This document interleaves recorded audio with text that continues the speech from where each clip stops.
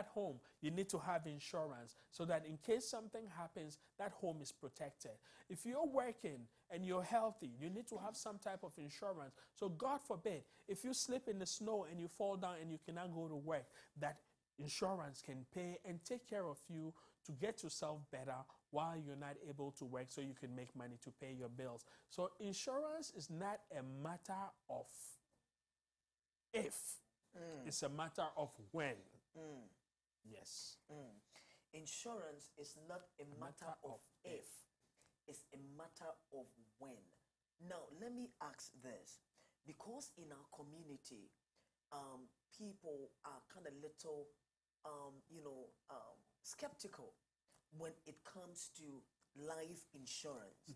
Now, they are thinking that if I get life insurance, I am going to pay A, B, C, D, E. I have this to pay, I have that to pay, I have that to pay. Therefore, I cannot pay. So you are now telling us you can start small. Yes. You can start small and build on it. Yes. Awesome. So those of you who are watching us, you are in a dreamland. You don't know anything about insurance, and you think that it's just a waste of money. I want you to educate us why it is not a waste of money to be paying insurance. Okay, why it is not a waste of money to purchase an insurance, especially a whole life policy, is because the money that you're paying never gets wasted. That money is still your money. The premiums you're paying, it accumulates an interest and a cash value for you. So that by itself is not wasting money. The second thing to why I say it's not wasting money is that insurance tends to get expensive as you get older. And as you get older, we all know health issues set in.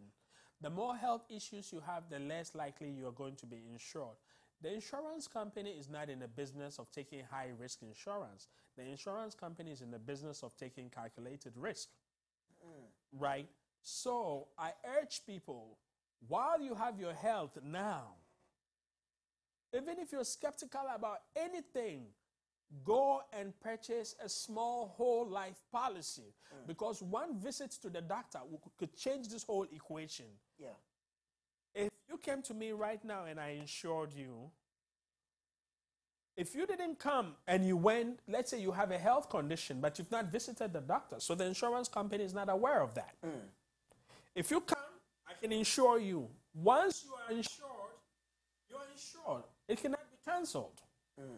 But let's say I ask you to come see me this week and you don't come, and you find yourself in the hospital next week, and the doctor finds out that you have hypertension, you have high blood pressure, you have stroke, you have diabetes, you have any type of cancer. Guess what? It changes the whole story. No insurance company wants to touch you anymore. Oh. Yes. Okay. So, insuring yourself for a small amount at the time when you have the health is the key. You're not wasting money. Back in the days, you see, it only becomes a waste of money if you purchase a term life policy and you don't die. And even that, I don't call that wasting money. Why? Because we don't know the future. If I have to put down $40 every month to have a term life policy, so that God forbid if something happens, $200,000 will be paid to my family. It's only $40? It can be as cheap as that. I have an insurance policy for as low as $15 a month. What? A lady called me up to buy an insurance policy for her 20-year-old daughter, a whole life policy. She's well educated about insurance. She says to me, John, I want to lock my kids in while they are young and have no health complication. Her daughter's policy, whole life policy, came out to $25 a month. You kidding? Yes. So you see, I have policies that cost as much as a plate of food. But this is what I say to people. When people are determined to fail, we have a saying back in Ghana. A child who wants to die does not even know when a professor is caring for them. When somebody is determined to be ignorant, they'll be ignorant no matter what. So I know for a fact that out of 10 people I speak to, I'm going to find about 3 people who don't care. I actually had a Ghanaian man say to me straight up, that if he dies, family would have to bury him. That's none of his problem. And he believed it. He said it with conviction. Wow. And I wish I could have taped him and forwarded it to his family members for them to see the type of family member they have. It's not everybody we can feel sorry for. We had a classic example in my office where a gentleman insured a lady for $200,000 for a small amount. If I'm right, it probably came out to about $70 a month. The lady's son told her to cancel the policy. So she called the agent and said, cancel the policy per my son's advice. So the agent said, how old is your son? He said, my son is 18 years old. And the agent said to her, you're going to let an 18-year-old boy make a decision like this for you? That is serious. And the lady was like, well, I don't want it. Cancel it. So the man canceled it. Believe it or not, in a few years, that lady died without any insurance. And that same boy was left with nothing. Oh, Jesus. Yes. So I work by stories that I hear happening to people. There was a big accident here. The people that were involved were here in the Bronx. I wouldn't want to mention the exact name. They were traveling somewhere in a church van. Oh, okay. Yes. Yeah, okay. And I heard one of the victims, the son, the couple had prepared themselves so well. They left enough money. Insurance covered the house, covered their college, Wow. and left a fund for them. Wow. That even allows the child to just focus on grieving on their lost ones and continue with their lives. In Africa, like we said, when the household head dies, it's like the whole family is dead. Yeah. Yeah. And for those of you listening to this program back home in Ghana as well, Yeah.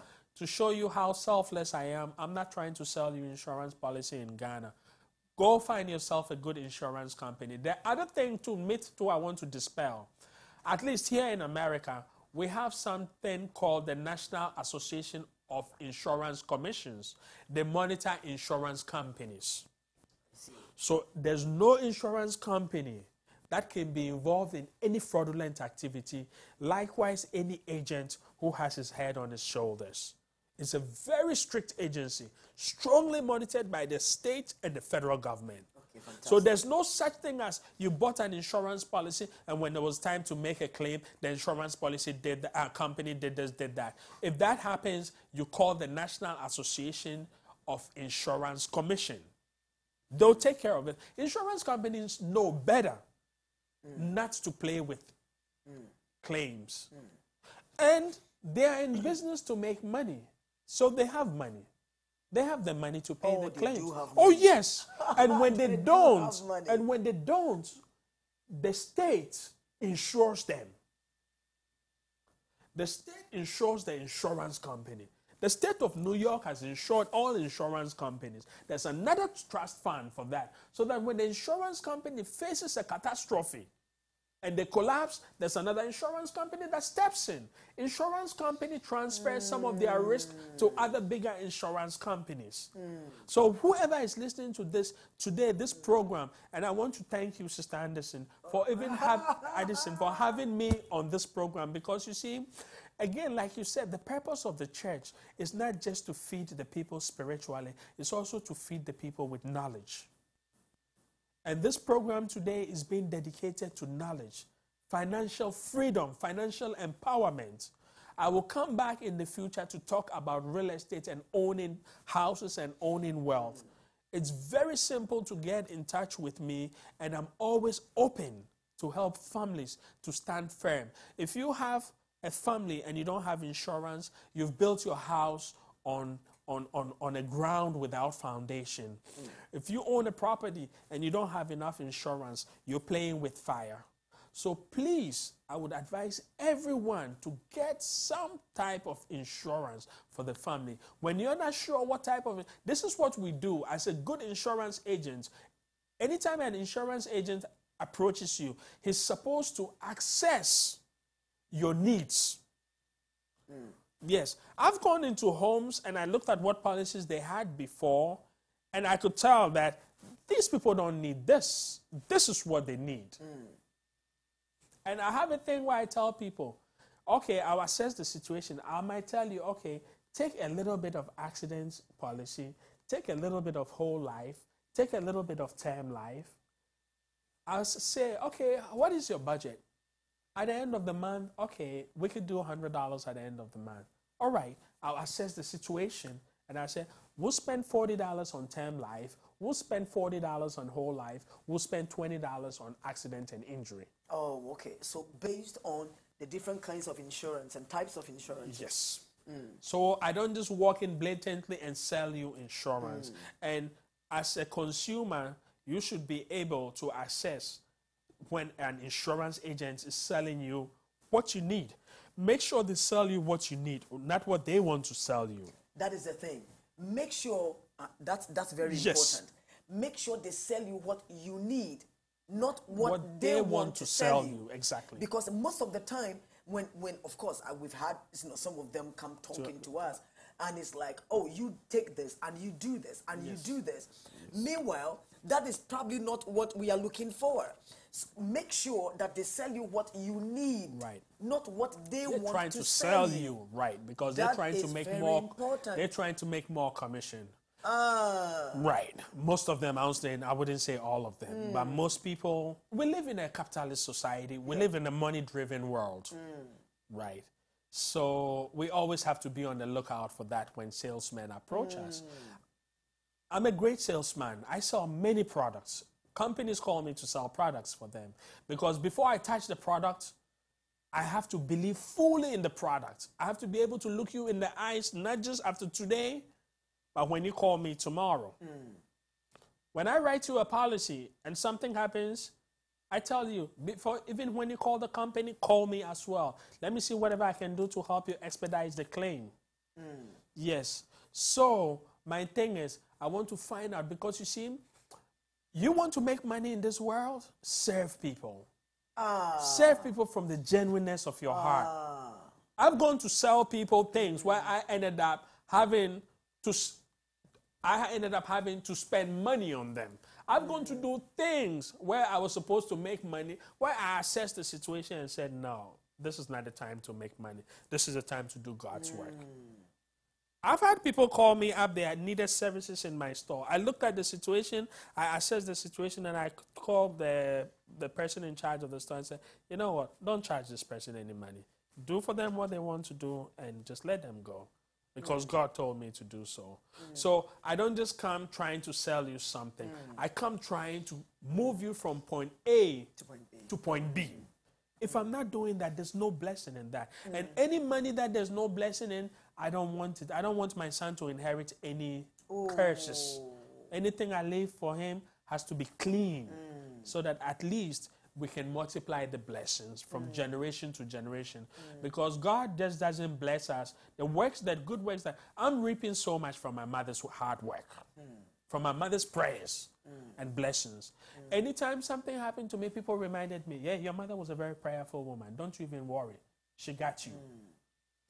So it becomes a generation of blessings. Let's break the cycle of the generation of curses. We all have some in our families. And the only way we can break it is by fasting and by doing the right thing, trying to right the wrongs of our forefathers. Let me ask you a question. Yes. Why is it that anytime you mention your mom's name, you tear up? I love her. How? Yes. She was a very powerful force in my life.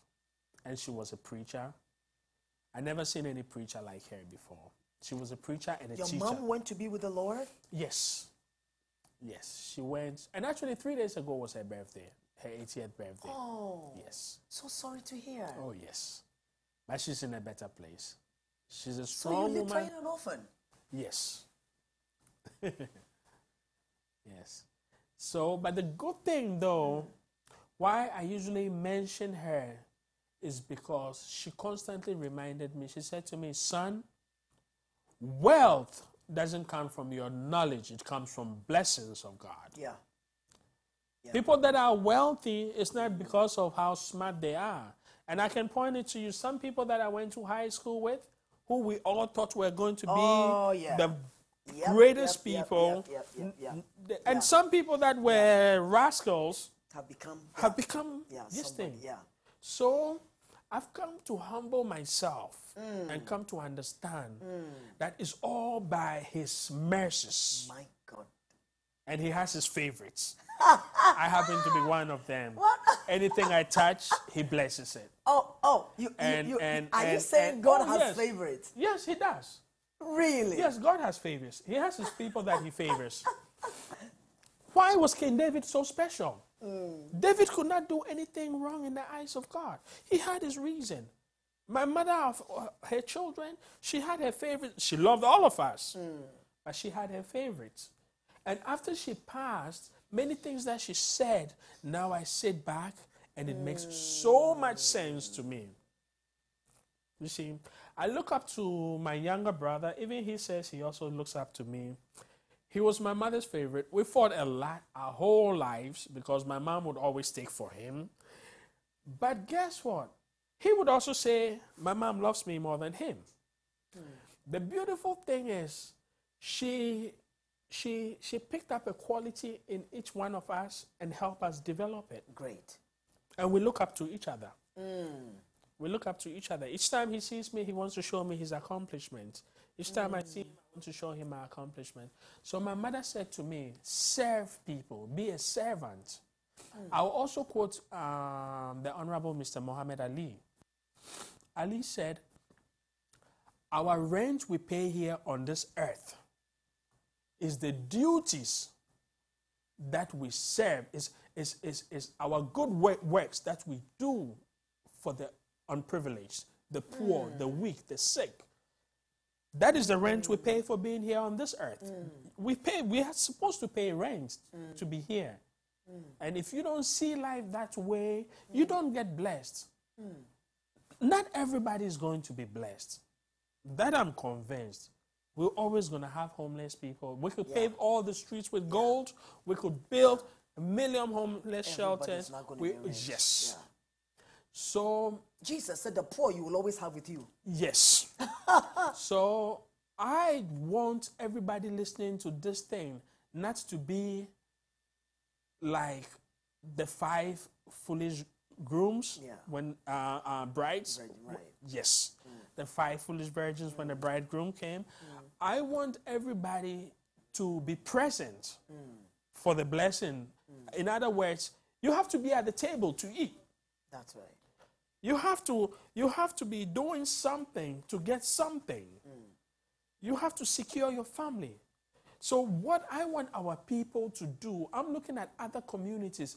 We as a people, we African people, we are left behind. And one of it is because of carelessness. Carelessness. Yes. Yeah. No, I honestly think it's selfishness. Okay. Yeah, of course. Some are careless, but yes. But mostly, or yes, it's selfishness too. Because it's like I'm dead, I'm gone. I don't care what happens to the people behind me. Yeah. But it shouldn't be so. Yeah. When people in other communities pass away, they leave wealth. In our communities, when people pass away, they leave debt. And we want to change that. We want to change that. Repeat that again. When people die in other communities, they leave wealth. That's it. In our communities, when people die, they leave debts. They leave a debt at the funeral home. And do you know that? I heard that even when you die, you get taxed. Somebody told me that. I need to confirm that. So no one quote me on that, but you could check that. There's accountability for everything. Nothing is free here in this country, and anywhere for that matter. So I'm saying, let's take charge. Get a little insurance. If you do not have insurance, get insurance for your family. Yeah. You can always reach me, I'll help you. If you do not own a property, you do not own a home, and you're working, and you're paying rent over $1,300, $1,000, $4,500, you need to sit down with somebody. It's tax time. a lot of our people are going to receive a huge sum of money. Say They are it, planning their say it, vacation say in it, Ghana. say it. They're going to spend all that money Yeah, in Ghana, yeah. come back to America empty-handed, Yeah. and start the cycle all over. Meanwhile, I know some families that are receiving returns to as much as 12, 15, 16,000. And if they put their tax returns down for just 2 years, I could move them, I could help them buy a house. That's the down payment for their house. So let's assume you didn't save anything for the whole year. You live from hand to mouth, hand to mouth, hand to mouth. At least your 2 tax seasons, that money could be the down payment for your home. So, you know, back in the days, I used to feel sorry for people a lot. The other time I was in an African market when a Ghanaian man approached me and said, "Oh, can you buy me a drink?" I bought him the drink. The next thing, "Can you believe the American woman has put me out of the house? I'm homeless." So I asked him, "How old are you?" He said, "I'm 60. I said, "Well, I know one thing for a fact. At 60, no woman can put me out of my house. You know why? Even if the law allows her to put me out of my house, I should be financially well enough, well planned enough that I could go put myself in a hotel for 2 weeks till I figure myself out what I'm going to do." It gets to a point when there's no excuse. Sometimes my son says to me, when I'm talking to him about something that I'm not listening to him, I'm like, because what we're dealing right now, there's no excuse. The sky is blue. You're trying to tell me it's red. So what I'm saying again is that we are doing intentional, what we're doing is intentional failures. Because if a family is getting tax returns of $15,000 a year, 2 years, that's $30,000. 3.5% is all you need for the down payment of the house. You can get a 2-family here in this Northeast Bronx for $560,000.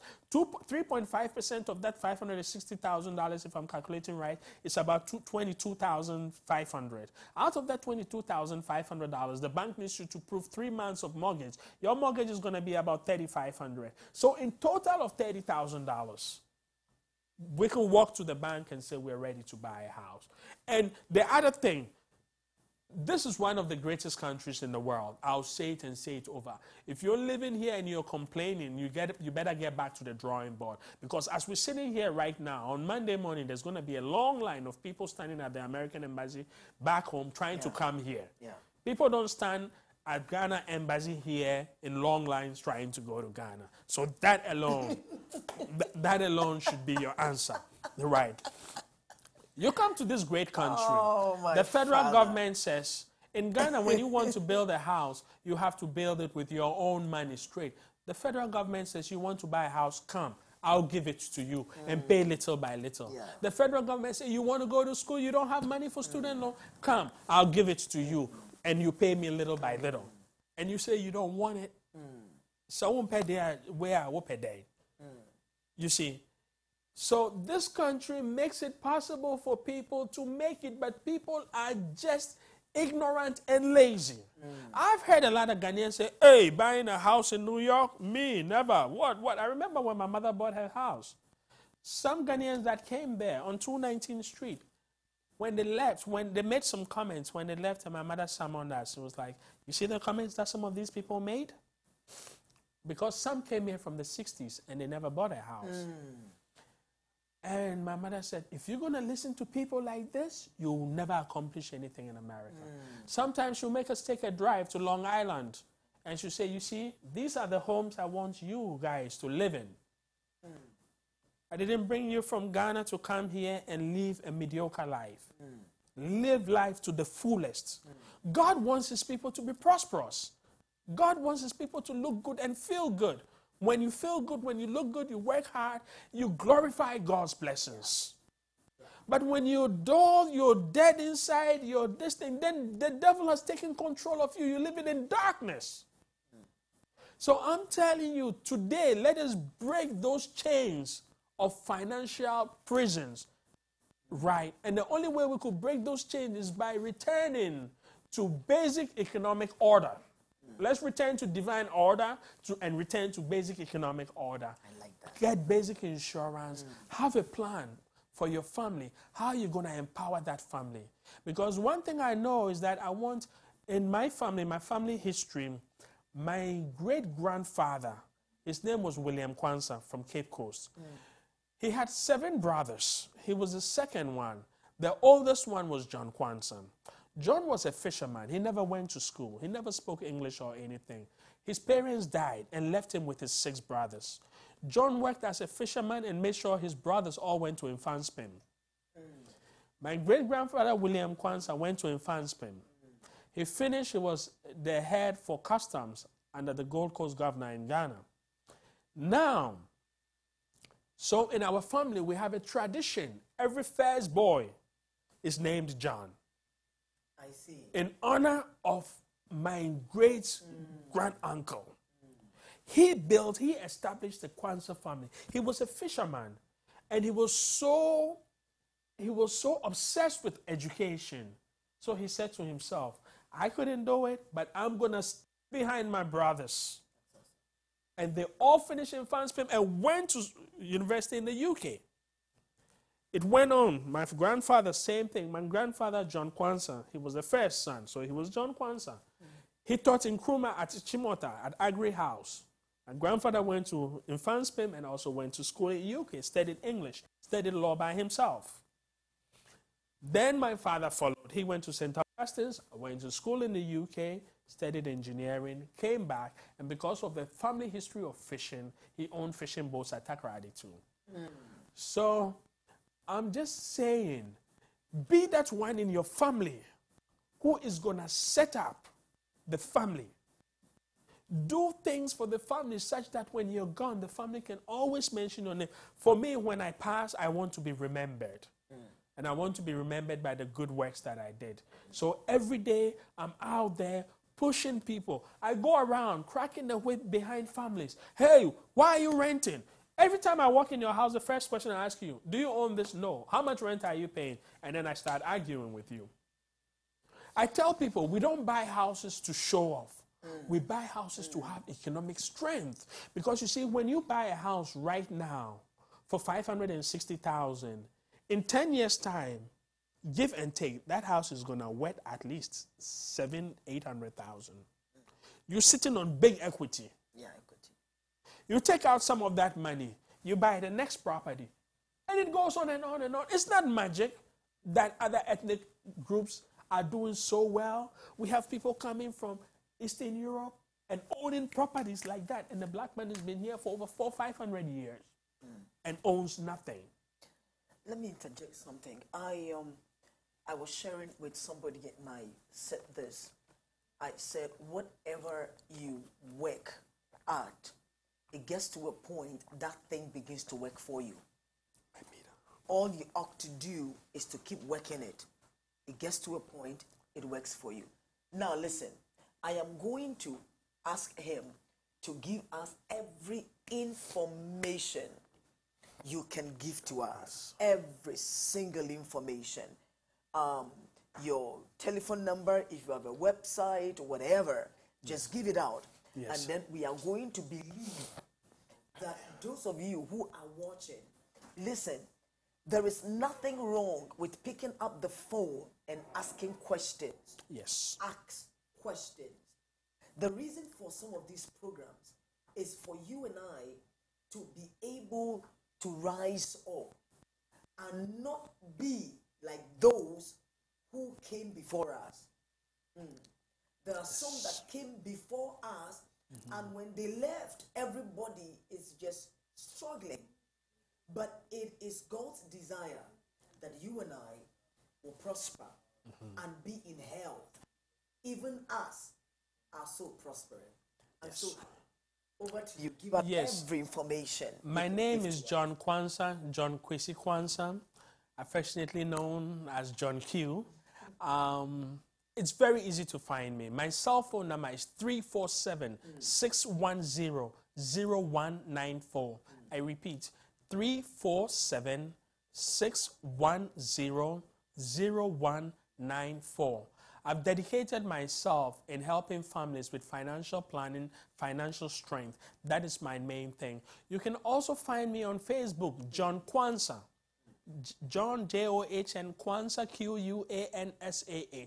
You could put in bracket John Kwanzaa, John Q, that would bring me up. Or just put John Kwanzaa, Bronx, it would bring me up. I also own a shop, an office, a music recording studio, a tech repair shop on 222nd Street, White Plains Road. The address is 3867 White Plains Road. It's right on 222nd Street, White Plains Road, next to the Domino's Pizza. You cannot miss me there. You can also find me on social media. At Instagram, you can find me at John Q Music. YouTube, you put in John Q and tons of things about John Q comes up. There you're going to find more music videos. I do not have any presentations on finances on YouTube yet. We're working on that, and very soon you'll be getting that. But the program that I had today, I think is very straightforward, and you could relate to this. I'll say the last thing. I remember the evening I picked up my bag and I caught the plane. It was my first time riding in a plane to come to America straight. That's how God blesses you when the time comes, right? When I finished my A-levels, I did my national service at Kolebu Mortuary in Ghana. And yes, so that was where I got hold on. Yes. You did your national service in the mortuary? Yes, for 1 year. So that was where I got my humility and understanding of life. Oh. Yes. And the day Let me ask you. I finished my national service, yes, go ahead. Let me ask you. Yes. Why did you choose the mortuary? I didn't choose it. They send you somewhere based on what, because I did physics, chemistry, and biology for sixth form. So they pushed me to the mortuary because they needed people to work at Kolebu. And when I got to Kolebu, everybody had gone to every department. Nobody wanted to be in the mortuary. So, and they needed a service personnel there. So what were you doing there? I was an autopsy room assistant. I assisted the pathologist when he did autopsies. So while he did that, when they did dissection, I would be taking notes for him. I'll take measurements for him. So I was an intermediary between the pathologist and the mortuary man, the processors. So I stood next to dead people every day. It humbled me. I felt good that I did something for my country. The day I finished national service, I was on a plane to New York to come to university. And it meant a lot to me. That moment I said to myself, I'm going to make something out of myself in America. My mother was living with her uncle in Co-op City. And when I arrived, my mother said to me, well, there's no room here, there's no bed here, so you're going to put a mat on the floor in my bedroom and sleep on the floor. I was like, good, I'm in America, I don't mind. I'll sleep anywhere, so far as I made it to America. So I'm saying this for young people to listen to that drive. It still held me. So I wasn't sure what I was going to become when I come to America. I wasn't sure. I went to college. I took biology and food science. I finished. I worked for the state of New York. I work in the area of food science. That's another whole subject matter. Yeah. Right. So I work in the area of food science with the state of New York. Then I'm into finances. I look at myself and I'm thankful to God that the way I foresaw my future, what was going to become of me in America, I wake up today and look at myself. Even though the cup is not full, I feel good about myself because I took some very wise decisions. At the time I bought a home, most people who were making the money that I was making were not even thinking or dreaming that they would be able to buy a home. I bought a home because I got an argument with my landlord. And I decided that I wasn't going to move from that studio apartment into another apartment. It surprised everybody. I fasted and prayed and cried to God. And in 30 days, I bought a home.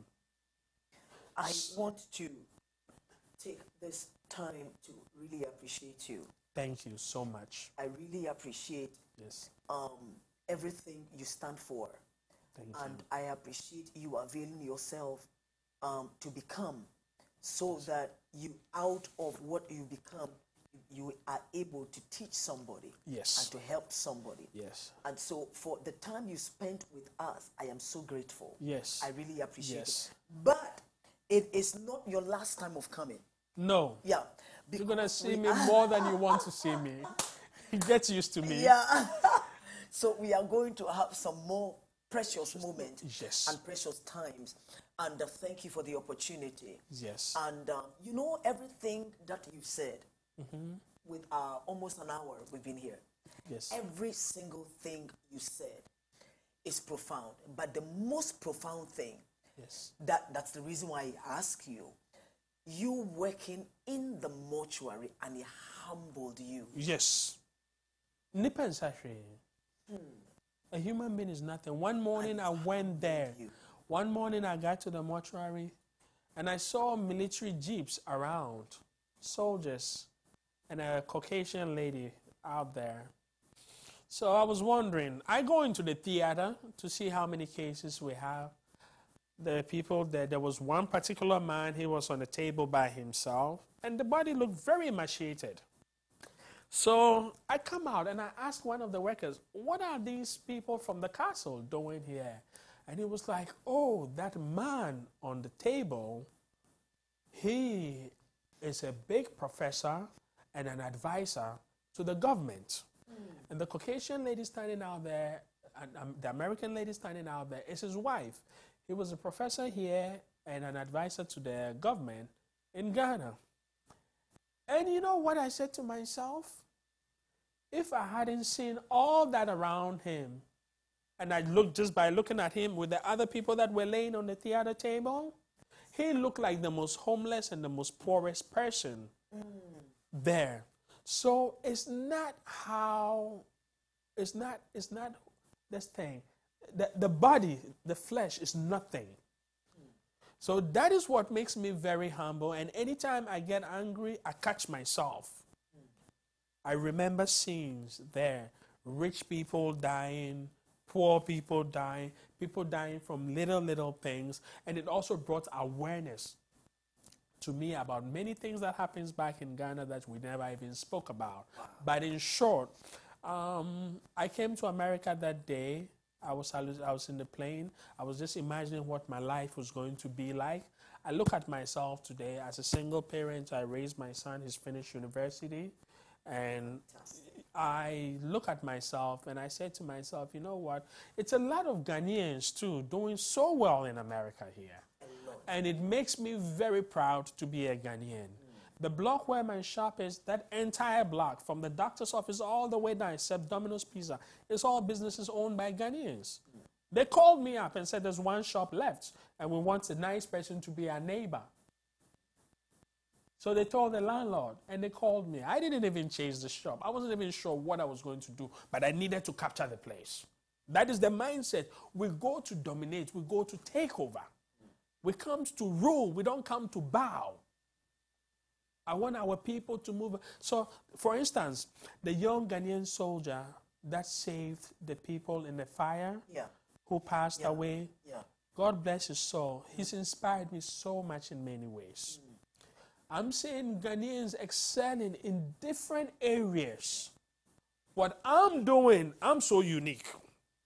I'm the only one preaching the message of financial strength. Everybody wants to be a nurse. Everybody wants to be a pastor. Everybody wants to be, right. Everybody wants to be a such and such. But nobody the blood of is Jesus. preaching my message. I'm the only one preaching my message. So even to my copycats, those who like to copy me for whatever I do, I urge you to come and copy me because I need more people. Economic empowerment, economic strength is needed in our community more than ever. Now, more than ever. Thank you so much. I rest my case, Your Honor. We've really had a good time. Yes, I had a great time. John Q. Yes, and one John and only. Kwanzaa, the one and only Yes. John Kwanzaa. And so we bless God for his life. Yes. And today, I want those of you who are watching us, I'm asking you to share the video. Let somebody be blessed by it. And I'm asking, and you that are watching us, for you to be financially empowered. Yes. Now, in order for us not to go back, because I would love to have him come back, in order for us not to go back, there was something he said that also stands out. We are in the tax season. Those of you Yes. living in the United States. Yes. And a whole bunch of you are going to get tax refund, thousands of dollars, and instead of you investing, you rather do something else with it. Be very wise. Know why you are here on planet Earth. Yes. Equip yourself. Make sure you take care of you. That's right. The Lord bless you. Until I see you, when I see you, this is Sylvia Blessings. You're watching live from Blessings TV. Love you with the love of the Lord. See you tomorrow. The Lord bless. Bye-bye.